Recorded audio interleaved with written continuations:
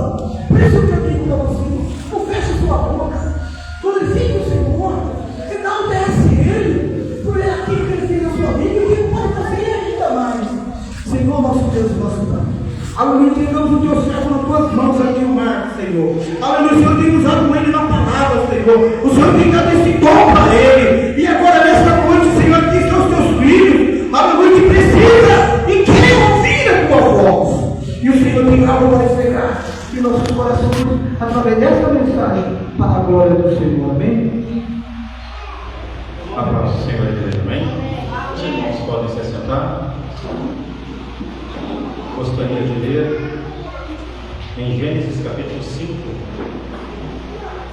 e versículo 22.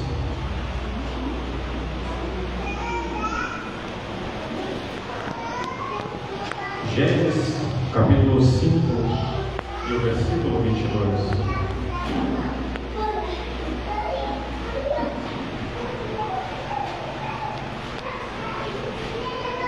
Primeiro livro da Bíblia Sagrada. Vou pedir no final do culto para a juventude não ir embora, eu não demoro com as palavras. Nós vamos ter o culto da juventude domingo que vem. Eu solicito a presença de vocês, mas vai ser bem rápido, vou ser bem sucinto com minhas palavras. Gênesis 5, 22 diz assim: E andou Enoque com Deus, depois que gerou Matusalém, 300 anos e gerou filhos e filhas. E foram todos os dias de Enoque 365 anos. E andou Enoque com Deus e não se viu mais, porque Deus o tomou para si. Amém, irmãos? Vou pedir para os irmãos não conversarem na hora da pregação, tá bom, irmãos? Prestar atenção na palavra. Desde a minha infância, fazer 42 anos este mês, eu comecei a pregar aos 13 anos de idade. E aí eu vi os pregadores ensinando, eu vi de maneira poética sobre a vida de Enoque. Enoque andou 365 anos com Deus. O ano tem 365 dias. E assim como Enoque andou 365 anos com Deus, nós devemos andar todos os dias do nosso ano com Deus. É muito lindo e muito poético quando nós falamos isso. Nós falamos isso de maneira tão bonita e de uma maneira tão exponencial que nós achamos, nossa, olha só que inspiração. Mas vai muito mais além disso, um relacionamento com Deus. Eu fiquei feliz porque eu pensei que ia ter pouca gente aqui na igreja hoje. E eu pensei, bom, Senhor, eu sei que vai ter pouca gente na igreja, mas eu até achei que os irmãos iam estar lá no culto, no aniversário do pastor André, e alguns poderiam não ter vindo no culto. Mas eu vi que aqui os irmãos vieram aqui para adorar a presença do Senhor dos Exércitos. E eu também estava lendo esta palavra, é o livro de Gênesis, é o começo de todas as coisas. E quando nós falamos sobre a vida de Enoque, nós vemos que este homem ele teve um relacionamento profundo com a pessoa de Deus. Deus pegou Enoque, e para quem os estudantes de teologia, e principalmente de escatologia, os irmãos sabem que havia dois homens na Bíblia Sagrada que eles não experimentaram a morte: Enoque e Elias. Para todos que não sabem, Enoque foi tomado por Deus. De acordo com Flávio Joséfo, na história dos Hebreus, Enoque não foi contado os dias dele, porque não se sabia quando ele foi levado e não se achou o corpo de Enoque quando ele desapareceu. Elias também foi levado ao céu em um redemoinho. Só que para os irmãos que entendem a profundidade da palavra, a estas palavras tipificam no Antigo Testamento, Deus estava anunciando o arrebatamento da igreja. Olha só, Enoque e Elias não sabiam os dias que eles seriam levados, entretanto, eles não viram a morte. Assim será aquele dia, o grande dia, o dia em que Deus há de tomar a sua igreja e arrebatar nas nuvens. Mas o relacionamento com Deus, com Enoque, era tão profundo que Deus conversava todos os dias com Enoque. Enoque todos os dias desenvolvia uma amizade com Deus, conversava com Deus. Assim são os relacionamentos na terra. Um homem e uma mulher, para ter um relacionamento, a primeira coisa que eles têm que ter é ter um diálogo. Quando uma pessoa está apaixonada, os irmãos que estão há muitos anos casados sabem, no começo do relacionamento, a pessoa quer trocar. Naquela época, os irmãos que são mais antigos não tinham, mas trocava mensagem no WhatsApp. Na época se mandava cartinha, se mandava bilhetinho. As pessoas, quando estão apaixonadas, elas querem conversar o tempo todo com uma pessoa que elas amam. Por quê? Porque elas estão desenvolvendo um relacionamento. Alguém que está apaixonado, alguém que está num relacionamento, iniciando um relacionamento, ele quer conversar o tempo todo, ele quer ter acesso àquela pessoa o tempo todo, porque eles são movimentados, o relacionamento é movimentado por isso, é movimentado por esta conexão. Há pessoas que no começo da fé, eles têm esse relacionamento com Deus, ele ora, ele canta, ele prega, ele busca a presença de Deus, ele quer estar no culto, mas aí daqui a pouco começam as lutas, começam as batalhas, e ele começou a deixar aquele relacionamento com Deus ser afetado pelos seus problemas. Ele já não quer mais ir orar, ele senta na igreja e já não ora mais, ele entra na igreja e já não busca mais a Deus, ele passa o culto inteiro conversando. Quando ele se converteu, ele só queria olhar para cima, agora ele olha para os lados, não vê a hora de quando terminar o culto, não vê a hora de terminar a pregação, ele nem sabe nem por que está mais dentro da igreja. Sabe por quê? Porque houve uma ruptura no relacionamento. Ter um relacionamento com Deus não é algo raso, Deus não é um amigo imaginário. Hoje eu estava orando e estava dizendo: Senhor, eu não quero te tratar como um amigo imaginário. Deus, ele não é uma quimera, Deus, ele não é uma fantasia, Deus não é o fruto da minha imaginação. Se Deus fosse uma quimera, se Deus fosse uma fantasia, um amigo imaginário, a nossa presença aqui seria vã, nós estaríamos perdendo tempo aqui. Mas eu tenho certeza que Deus, ele é real, porque eu sei que a presença do Espírito Santo está nesse lugar, eu sei que a presença do Espírito Santo habita aqui nessa igreja. Deus não é o meu amiguinho que eu posso conversar e dispensar a hora que eu quero.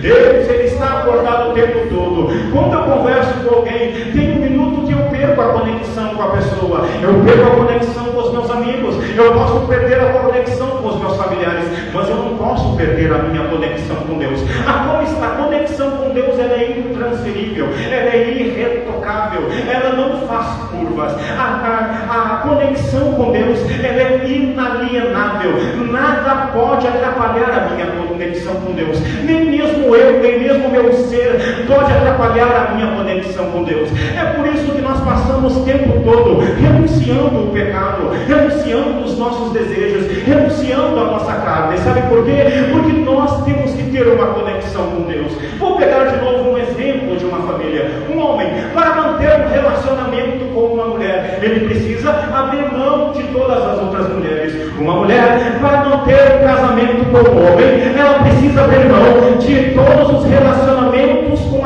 outros homens. Porque para que eles tenham um relacionamento, é preciso fidelidade. Para ter uma conexão com Deus, é preciso ser fiel à palavra de Jesus Cristo. Para que haja conexão com Deus, assim como há uma conexão entre um casal, é preciso abandonar tudo aquilo que está lá fora. O homem não pode conversar com outras mulheres, a mulher não pode conversar com outros homens, eles não podem desenvolver um relacionamento com as pessoas lá de fora, porque eles estão desenvolvendo um relacionamento.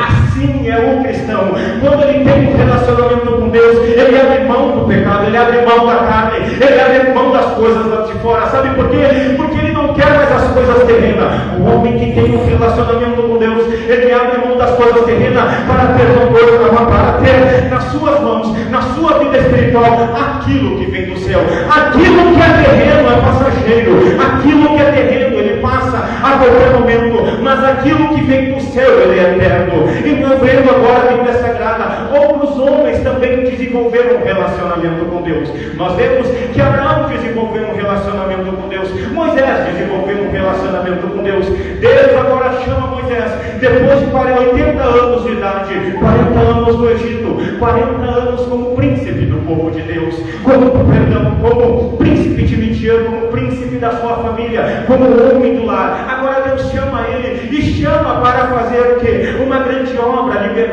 libertar o povo de Israel. E ao libertar o povo de Israel, o Deus leva agora o povo de Israel para o Egito, e ao levar do Egito para o deserto, e no deserto agora Deus começa a aparecer. Deus diz: eu vou aparecer para o meu povo, eu vou aparecer agora para Israel. E Israel diz para Moisés: Moisés, olha só, Deus ele está descendo, o monte começa a tremer, há uma ventania, uma tempestade, os raios começam a aparecer, o povo de Israel começa a ficar apavorado, e o povo de Israel diz bem assim: Deus do céu, nós não queremos isso. Moisés, não deixe que Deus fale conosco, deixe que Deus fale contigo e tu fale conosco. Ou seja, o povo de Israel terceirizou o seu relacionamento com Deus. Há pessoas na igreja que estão assim hoje, estão terceirizando o seu relacionamento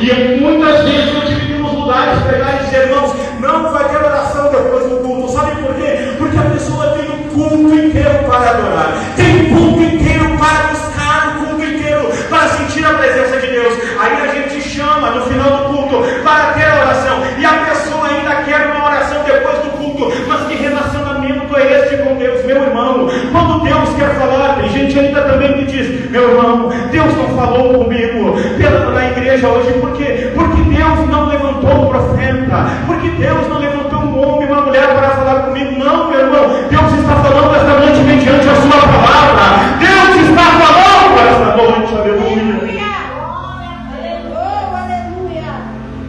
Relacionamento com Deus é muito mais profundo do que nós imaginamos. Para ter um relacionamento com Deus é preciso abandonar as coisas que nós mais amamos. Eu lembro que quando cheguei aqui no ano passado, eu tinha um compromisso em Sergipe, depois um compromisso aqui. E quando eu ia descer para a minha terra no Rio Grande do Sul, eu liguei para o meu pai, liguei para minha mãe e disse: eu não vou voltar para o Rio Grande do Sul. E eu disse para o Senhor vai me fazer provar como o Senhor está comigo, se é da sua vontade.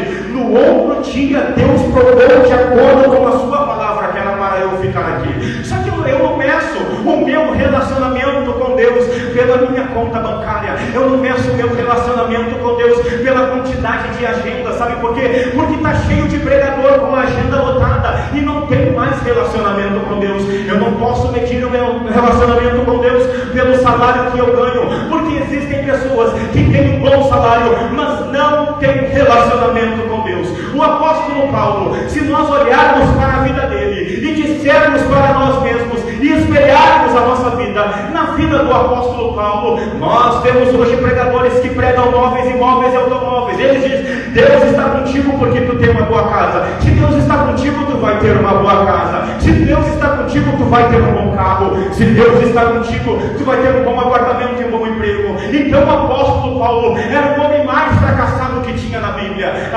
apóstolo Paulo, se nós olharmos para muitos homens, quando chegam no período da maturidade, dizem: agora eu quero casar para Deus, para eu fazer a obra de Deus. Paulo não precisou de uma esposa para fazer a obra de Deus, porque ele sabia que para fazer a obra de Deus não precisava ter um casamento, ele precisava ter um relacionamento com a pessoa de Jesus Cristo. Paulo seria, pela ótica da teologia, o homem mais fracassado da Bíblia Sagrada. Todos aqui têm um casamento, os irmãos têm que ter um casamento. Paulo seria fracassado porque ele não teria um bom casamento. Muitos aqui têm um bom emprego, Paulo não tinha um bom emprego. Muitos aqui têm até uma boa casa, Paulo não tinha uma boa casa. Muitos aqui têm prosperidade, tem dinheiro na sua conta, Paulo não tinha nem isso. Paulo agora ele escreve em Filipenses, em 4:13 ele diz, em Filipenses assim: irmãos, eu posso passar bem, eu posso passar mal, eu posso ter abastança, eu posso ter fartura e eu posso não ter nada, eu posso ter tudo e eu posso viver sem absolutamente um centavo no bolso. Eu posso todas as coisas naquele que me fortalece. Mas por que isso, Paulo? É questão de relacionamento. Jó, quando nós olhamos para a vida de Jó seria o homem mais fracassado da Bíblia Sagrada. E eu fico me perguntando sobre muitos crentes nos dias atuais que não estão acostumados a perder nada, não estão acostumados a abrir mão de nada. Se Deus me dá, Deus é bom. Se Deus não me der, Deus já está de mal comigo. Parece que Deus não tem mais o poder de tirar nada de nós. Nós chegamos num ponto de uma soberba tão grande que nós achamos que Deus tem obrigação de dar alguma coisa para nós. Nós achamos que Deus tem obrigação de nos abençoar. Nós achamos que Deus tem obrigação de dar algo para nós. De que Deus deu um bom carro, Deus deu uma boa casa. Deus deu o melhor para nós que Ele tinha para dar. Deus pegou o melhor que tinha no céu, fez Ele virar homem e deu o seu sangue para nós. Ou seja, o melhor que Deus tinha para te dar é o seu Filho Jesus Cristo de Nazaré. É isso que nós temos que agradecer. Nós estamos aqui por causa do sangue de Jesus Cristo. Aleluia.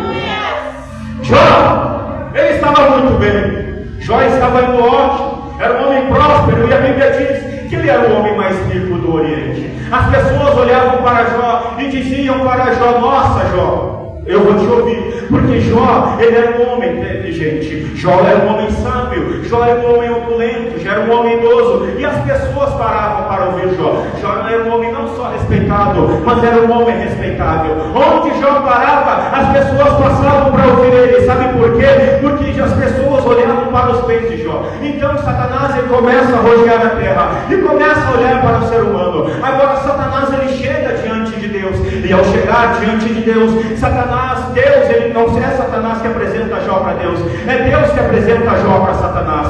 Quando os irmãos olharem bem, Deus vê os pensamentos de Satanás, e Deus diz para Satanás: Satanás, eu estou te observando. Olha só o mistério que tem nesta palavra. Existem momentos que o homem testifica de Deus, e existem momentos raros que Deus testifica do homem. Neste momento Deus começa a testificar de Jó. Deus olha para Satanás e diz: Satanás, tu tens observado o meu servo Jó. Ele é um homem reto, íntegro, temente a Deus e se desvia do mal. Satanás, com inveja de Jó, disse bem assim: Deus, eu tenho visto que Jó tem te servido em vão, tem te servido de balde. Tu dá bons filhos para ele, tu dá uma boa casa, uma boa esposa, tu dá fartura para ele. Quem é que não vai te servir? E Deus diz para Satanás: vai e toca nos bens dele, mas não toca no seu corpo. Satanás foi lá, tocou nos bens de Jó e não tocou no corpo de Jó. Daqui a pouco Satanás volta para Deus: e é isso, Jó? E aí, Satanás, o que tu tem para dizer sobre Jó? Aí ele disse: pele por pele, tudo que o homem tem dará por sua vida.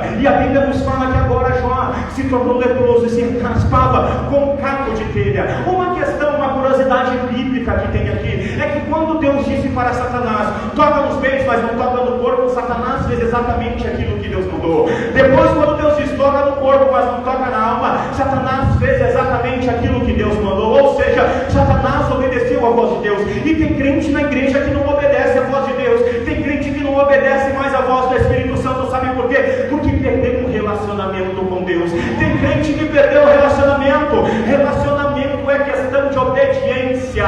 Relacionamento sem obediência, intimidade sem reverência, não serve para nada. Quer relacionamento, tem obediência. Meu irmão, a Bíblia nos fala em momentos que homens clamaram a Deus e Deus não ouviu. Sabe que um exemplo da Bíblia foi Saul, foi desobediente à vontade do Senhor, e Deus não ouviu a voz de Saul por mais que ele tentasse. A Bíblia fala no Salmo 59 primeiro, Isaías 59 primeiro: eis que a mão do Senhor não está encolhida para que não possa salvar, nem surdo o seu ouvido para que não possa escutar, mas as vossas iniquidades fazem separação entre vós e vosso Deus. Ou seja, não é questão de necessidade, é questão de intimidade. Ou seja, não é questão só de adorar, é questão de relacionamento com Deus. Aleluia.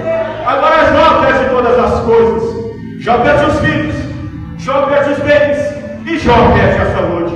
As pessoas agora zombam de Jó, debocham de Jó. As pessoas que agora ouviam Jó começam a zombar dele. Jó foi amaldiçoado pela lepra, Jó foi amaldiçoado por todos eles. E aí o que aconteceu? As pessoas não acreditavam e não criam mais em Jó. Jó começou a murmurar: não. Jó começou a reclamar: não. Agora Satanás olhando para Jó, eu imagino o inferno, o céu, Deus olhando o diabo, todo mundo espiritual olhando para Jó, dizendo: ele vai vacilar. Jó se dobra de joelhos e diz: não saí do ventre da minha mãe e não voltarei para lá. O Senhor deu, o Senhor tomou. Bendito, bendito, bendito seja o nome do Senhor.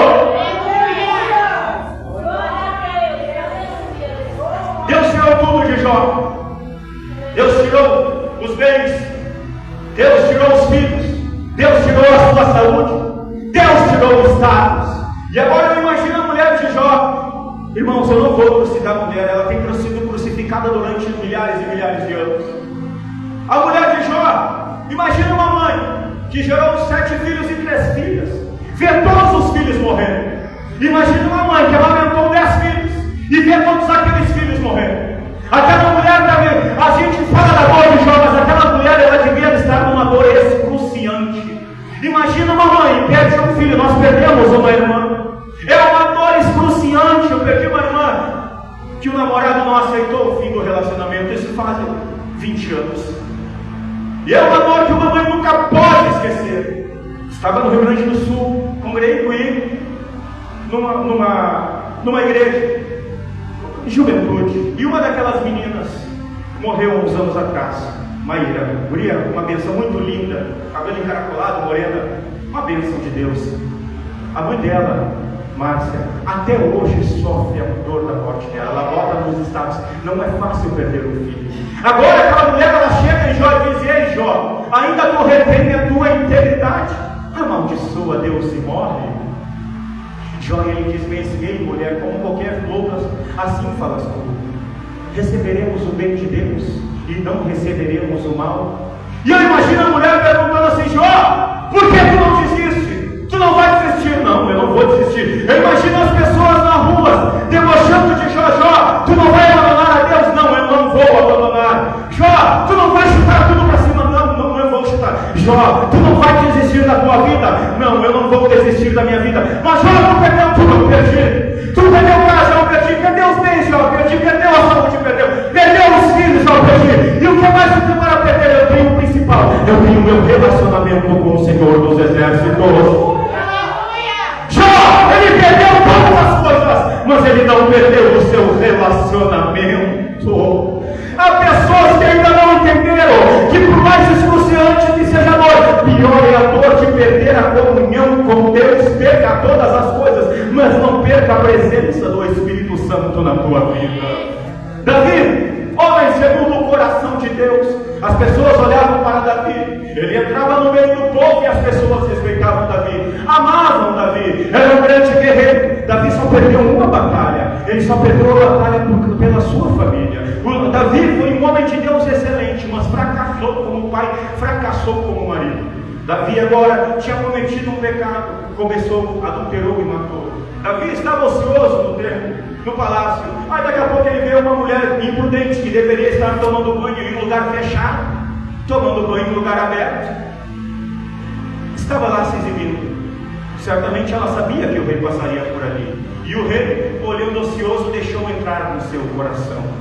Davi agora chama a mulher de Urias, Betseba, e comete o pecado de adultério com ela. A mulher engravida, ele manda matar o marido. E agora Davi, achando que era mais justo que todo mundo, Deus chama ele no papo aqui: ei Davi, havia um homem que tinha várias ovelhas, que tinha tudo, mas tinha um vizinho dele que tinha só uma ovelhinha. Aí veio um homem de fora, Davi, e aquele homem, sabe o que aconteceu? Ao invés de matar uma das suas ovelhas, ele pegou a única ovelhinha que tinha do vizinho, foi lá e matou. E Davi puxou a espada e disse: esse homem é digno de morte, ele tem que retribuir agora, ressarcir 4 vezes. E o profeta Natan disse: ei Davi, este homem é tu. Davi foi o único homem na vida que deferiu a própria sentença. Davi agora escreve um dos salmos mais poderosos da Bíblia Sagrada. Davi agora ele reconhece o pecado. Irmãos, eu imagino a decepção de Deus com Davi, dizendo: Davi, eu te tirei de casa das ovelhas malhadas. Se tu me pedisse mais, eu te daria mais, mas tu não te aguentou. Tu foi na mulher do teu companheiro. Não tinha necessidade. Deus estava decepcionado com Davi. E agora Davi, ele estava na oração dos salmos mais lindos da Bíblia Sagrada. Recomendo os irmãos que leiam.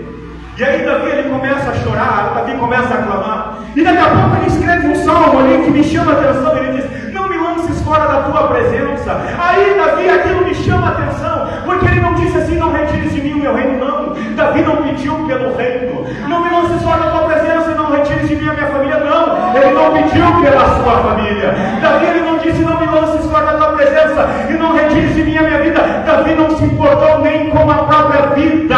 Ele disse bem assim: não me lances fora da tua presença e não retires de mim o teu Espírito Santo.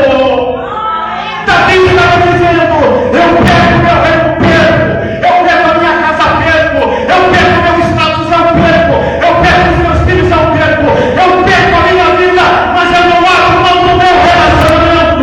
Eu não abro mão do meu relacionamento com o Senhor dos Exércitos. Meu irmão, não importa o que tu perdeu, o mais importante do que aqui esta noite é a presença do Espírito Santo, é a presença do Espírito Santo de Deus na tua vida.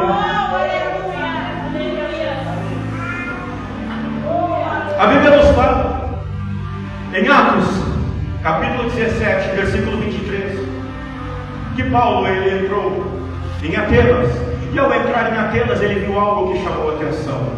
Ele viu vários centros de idolatria, e viu ali num dos centros de idolatria um altar. Aquele altar não tinha um Deus, aquele altar não tinha nada, aquele altar estava erigido sem ninguém em cima, estava escrito em grego: Abelos dos céus, Deus desconhecido. E eu tenho visto que Deus tem sido um ser desconhecido dentro das nossas igrejas. Deus, ele tem sido olhado muitas vezes não com um ato de relacionamento, não com um ato de intimidade. Eu vejo crentes que pregam um Deus que é um Deus Papai Noel. Tem gente que procura Deus só quando quer alguma coisa. Tem gente que ora a Deus só quando quer um presente, só quando quer um carro, quando quer uma casa. Tem gente que olha para Deus como se Deus fosse um médico. Ele procura Deus só quando está doente. Tem pessoas que procuram a Deus como se fosse a nossa própria mãe. Ele só procura Deus quando está carente, quando está sentindo alguma tristeza. Relacionamento com Deus vai além do que eu sinto, é o que eu sei, porque o que eu sinto, ele é passageiro, mas o que eu sei, ele é eterno. Eu nem preciso estar sentindo, eu simplesmente que eu sei que a presença de Deus está neste lugar. Há pessoas que precisam sentir a emoção, sentir é passageiro. A pessoa pode sentir apaixonada e hoje não. A pessoa sente fome e ela passa, ela sente tristeza, ela passa, ela sente dor. É por isso que existem pessoas tão fracas, elas acham, e eu demorei a entender. Eu achava que quando Deus operava dentro da igreja, era só quando havia rebuliço, é só quando havia pulo, havia grito. Eu entendi, isso não é questão. Deus, ele não está assim. Deus está no meio de louvores, Deus está no meio da ação, Deus está no meio do poder. Mas eu entendi que também Deus fala em momentos mais calmos. Quando Deus estava chamando o profeta Elias estava escondido numa caverna. Vem a tempestade, vem a chuva, vem isso, vem aquilo, e nada aconteceu. Agora Deus chega com uma voz suave, ou seja, nem sempre é barulho. Eu costumo dizer, eu via quando era pequeno, e as pessoas diziam, caiu uma glória, mas não havia mudança. A gente vinha, pregava na igreja, mas não havia mudança. Todo mundo queria evento, todo mundo queria pulo, todo mundo queria rebuliço, mas aí nada acontecia. A crente entrava na igreja, saía do mesmo jeito. O Satanás, ele não tem medo de pulo. Sabe por quê? Se ele tivesse medo de pulo, ele não ia parar no carnaval, ele não estava no estádio de futebol. Satanás, ele não tem medo de crente. Irmãos, eu gosto do movimento pentecostal, eu sou pentecostal, fui criado no movimento pentecostal, mas Satanás não tem medo de barulho. No Rio Grande do Sul, não vou dizer a congregação, porque alguém lá no Rio Grande do Sul, quando ver o vídeo vai saber, mas lá no Rio Grande do Sul, eu vi isso, eu vivenciei. O diabo entrou dentro da igreja e começou a incomodar. Aí os irmãos verdadeiros pentecostais começaram a bater palmas: Jesus, Jesus, Jesus, e o diabo dando risada dentro da igreja. Outra congregação, o diabo entrou dentro da igreja e começou a fazer bagunça, e o diabo disse bem assim, eu só saio se cantarem o 15 da harpa para mim. E os irmãos cantaram o 15 da harpa, o diabo disse bem assim, agora eu vou ficar porque vocês me obedeceram. Satanás não tem medo de barulho. Satanás, ele tem medo de uma igreja cheia do Espírito Santo. Ele tem medo de uma igreja que tem poder de Deus. Isso é questão de relacionamento.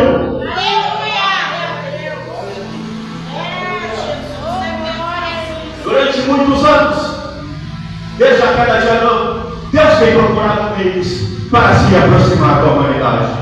Os homens falharam o relacionamento com Deus. Os homens procuraram relacionamento entre si e não quiseram mais ter relacionamento com o Senhor. Os homens, eles procuravam o tempo todo coisas que vinham na terra. O relacionamento com Deus não é algo que vem de baixo, é algo que vem de cima. Se nós olharmos na Bíblia Sagrada, a escada que Jacó teve um sonho na cidade, que ele chamou de Betel, Luz, ele teve um sonho. E quando ele sonhou com aquela escada, a escada ela não vinha de baixo para cima, a escada vinha de cima para baixo, ou seja, a escada ela vinha do céu, ou seja, irmãos, o finito não pode alcançar o infinito, o que vem de baixo não pode alcançar o que vem de cima. Existem pessoas que querem alcançar relacionamento com Deus por meios humanos, existem métodos de como eu posso desenvolver um relacionamento com Deus. Existe um método, o método nunca vem de baixo, o método vem de cima. Não existe amuleto para encontrar relacionamento, não existe nichos para encontrar relacionamento,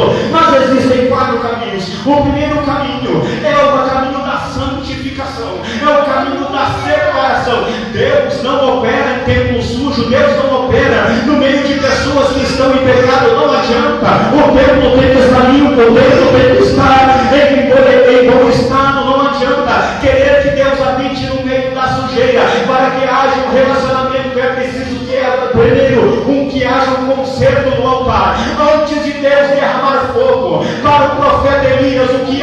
aconteceu? Ele consertou o altar, ou seja, para que haja relacionamento, é preciso santidade, consertar o altar. A segunda forma de relacionamento é pela oração. Não adianta, meu irmão, não adianta chegar de manhã e acordar e primeira coisa pega o celular, quer comunhão com Deus, mas vive no celular, quer comunhão com Deus, a primeira coisa que faz quando acorda liga a TV, não abre a TV, meu irmão, não adianta. Oração é questão de relacionamento. A Bíblia fala em 1 Tessalonicenses capítulo 5, versículo 17, orarem sem cessar. Isaías capítulo 55 e o versículo 6, buscai o Senhor enquanto se pode achar, e invocai-o enquanto está aberto. Para quê? Para desenvolver um relacionamento com Deus. A terceira forma de desenvolver um relacionamento com Deus é mediante o jejum. Meu irmão, jejum, irmão, não é só passar fome. A minha carne, ela quer comer, ela quer encher, acordar e de manhã quer comer. Mas aí, meu irmão, o jejum é uma forma de relacionamento.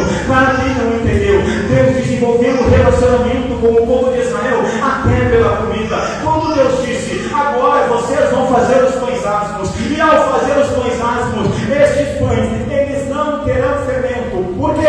Por causa que vocês têm que ir embora do Egito. Mas por que o pão não tinha fermento? As irmãs, irmãos que sabem fazer pão, meu pai e minha mãe fazem pão, meu pai faz um pão muito bonito. Quando ele faz pão, ele espera um período para o fermento ter efeito no pão, na massa do pão, para que o pão cresça. O pão asma não tinha fermento. Por quê? Porque o povo tinha pressa, o povo não podia esperar. Não entendeu? Eu vou te explicar. Quando Deus disse, vocês vão comer pão sem fermento, para que ele ficasse pronto com pressa, vocês vão se alimentar da minha palavra. E a palavra é agora, não é para esperar para amanhã. É agora que Deus quer operar, é agora que Deus quer batizar, é agora que Jesus quer libertar, é agora que Jesus quer derramar do Espírito Santo. Não é para esperar para amanhã, não é para esperar para o mundo, é agora que Deus quer fazer a sua obra. E terceiro, meu irmão, leitura da palavra. Tem crente que quer relacionamento, nós vamos ler a Bíblia Sagrada. É por isso que tem muito crente que acredita em qualquer profetada que existe aí.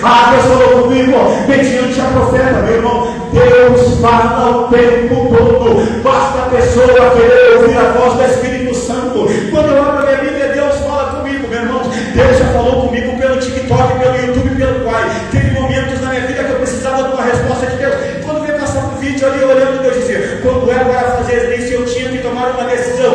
Deus fala até bem com a mídia social, ela não serve só para divulgar coisas profundas. Deus fala contigo pelo teu celular, Deus fala principalmente pela Bíblia. Agora, meu irmão, a Bíblia está aqui o tempo todo. Quantos lugares no mundo os crentes não podem carregar a Bíblia?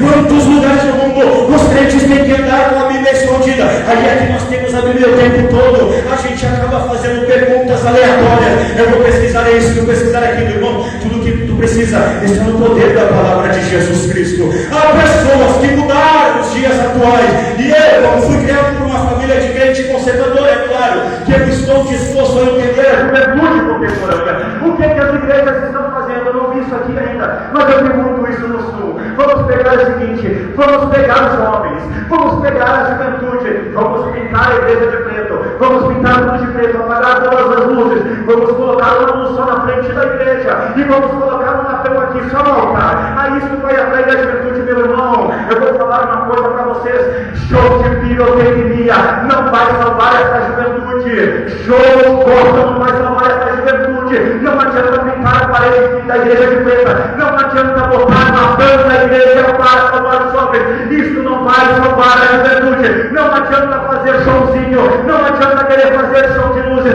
O que vai salvar essa juventude não é efeito pirotécnico. O que vai salvar essa juventude é o poder da palavra de Jesus Cristo. É o poder da palavra de Deus.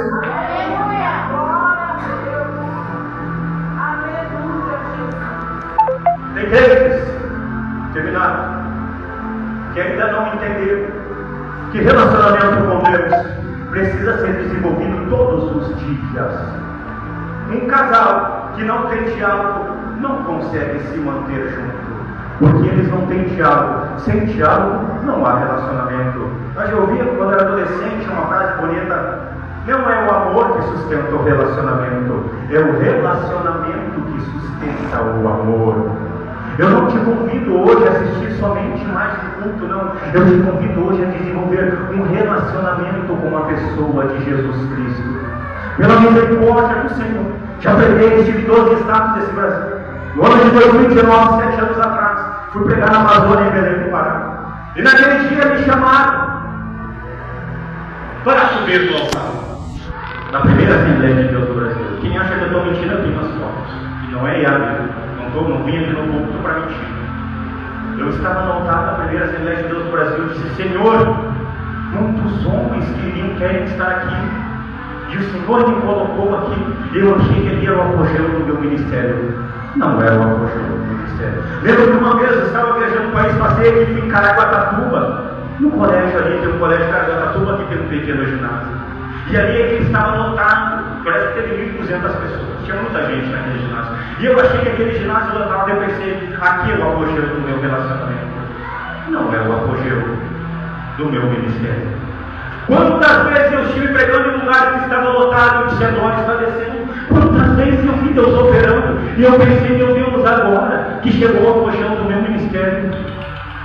Quantos pregadores, meus irmãos, quantos pregadores, irmão Carlos, estavam com a agenda cheia e estão no inferno hoje? Quantos cantores tinham uma agenda lotada e hoje estão no inferno? O inferno está cheio de gente que falava em línguas. O inferno está cheio de gente que curava. O inferno está cheio de gente que pregava a palavra e tinha agenda lotada. E eu entendi que o ponto mais alto do meu ministério não é quando eu estou no culto. O ponto mais alto do meu ministério não é quando eu estou pregando a palavra. Não é quando Deus está operando. Eu descobri que o apogeu, a minha apoteose da minha vida espiritual do meu ministério, não é quando eu recebo uma agenda para um lugar lotado, não. É meu Deus, a minha apoteose. O ponto mais alto do meu ministério foi quando eu desenvolvi um relacionamento com a pessoa de Jesus Cristo. Mais importante que estar no púlpito é estar na presença de Deus.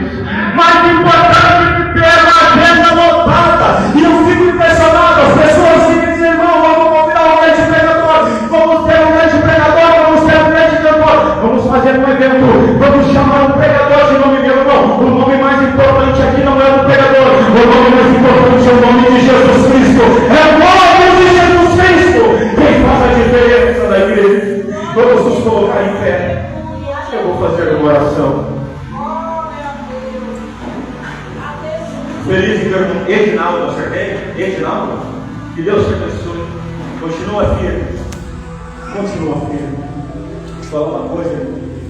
Eu abri mão de coisas que eu amava muito para estar aqui hoje. Eu abri mão do meu pai, da minha mãe, dos meus irmãos, da minha família.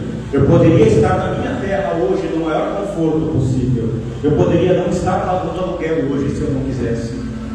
O Rio Grande do Sul também tem empregos. O gaúcho não sai da terra para atrás de emprego. Você não vai ver gaúcha sair da terra atrás de oportunidade, porque tem trabalho lá, tem luz. E o gaúcho é muito apegado à sua terra. E Deus sempre quis desenvolver um relacionamento comigo, mas eu sempre me permiti, sempre fui de Deus, porque eu acreditava sempre na segurança das coisas que estavam na minha volta. E a minha mãe, ano passado, ela disse para mim assim: filho, se alguma coisa der errado aí no estado de São Paulo, tu sabe que a tua mãe está aqui, a casa do teu pai está sempre aberta para ti. E eu disse: não, dessa vez eu não vou voltar, dessa vez eu vou ficar. E vai dar certo aqui. Sabe por que o pai vai, a mãe vai um dia, os familiares se vão um dia. Sabe o que vai ficar? Vai ficar o meu relacionamento com Jesus Cristo. Tem gente que está contando com o homem. Esse é o problema dos crentes. Está contando muito com o homem. O homem vai falhar. O homem um dia vai falhar. Mas sabe quem não falha? A palavra de Deus, ela não vai falhar. Quem quer uma oração, vem aqui na frente. Eu já vou... Não vou me estender mais. Quem quer uma oração? Ninguém precisa de uma oração? Estão todos bem? Quem quer uma oração pela sua família, pelo seu esposo, pelo seu filho, pela sua filha? Quem quer uma oração porque quer desenvolver um relacionamento melhor com Jesus? Quem quer uma oração porque quer se aproximar mais de Deus? Eu no começo era tão crente, eu buscava mais, mas as coisas mudaram. Aí as pessoas diziam: irmão, era o primeiro amor. Olha o que a Bíblia diz: lembra-te, pois, onde caíste, pratica as primeiras obras, retorna ao teu primeiro amor. Não foi Deus que cortou o relacionamento com o homem, foi o homem quem cortou o relacionamento com Deus. Mas hoje Deus está estabelecendo um novo relacionamento. A aliança que estava quebrada hoje está sendo restaurada. Hoje tu não vai chegar na tua casa do jeito que tu saiu. Tu vai chegar, eu não aceito menos do que tu chegar cheio da presença do Espírito Santo. Eu quero crente aqui. Eu sei que vai sair crente aqui, desenvolvendo um relacionamento mais profundo com a pessoa de Jesus Cristo. Senhor, nosso Deus e nosso Pai, eu coloco a tua igreja na tua presença esta noite. Eu coloco o teu povo, eu coloco a tua casa, eu coloco os teus filhos. Eu não vou pedir carro, eu não vou pedir casa, eu não vou pedir cura, eu vou pedir um relacionamento hoje, Senhor. Venha derramando agora do teu poder essa noite, Senhor Jesus. Venha desenvolver um relacionamento com o teu povo. Vai na casa do teu filho, na casa da tua filha, Senhor. Enche eles do teu Espírito Santo, enche eles do teu poder e da tua graça. A crente aqui, Senhor, ainda há remanescentes, aqueles que não abrem mão da comunhão contigo, aqueles que abrem mão da sua vida, da sua casa, abrem mão do seu conforto, não são abrem mão do seu relacionamento. Senhor Jesus, venha, Senhor, abençoar esse povo essa noite, Senhor. Venha confirmar a tua palavra, Senhor Jesus. Não é a palavra do Marcos, não é a palavra do pastor, é a palavra do Senhor Jesus Cristo, a palavra de relacionamento. Eu abençoo o teu povo e entrego ele nas tuas mãos, em nome de Jesus Cristo. Glória a Deus. Aleluia. Nós temos ouvido uma palavra poderosa. Obrigado. Deus abençoe. E tem coisa que a gente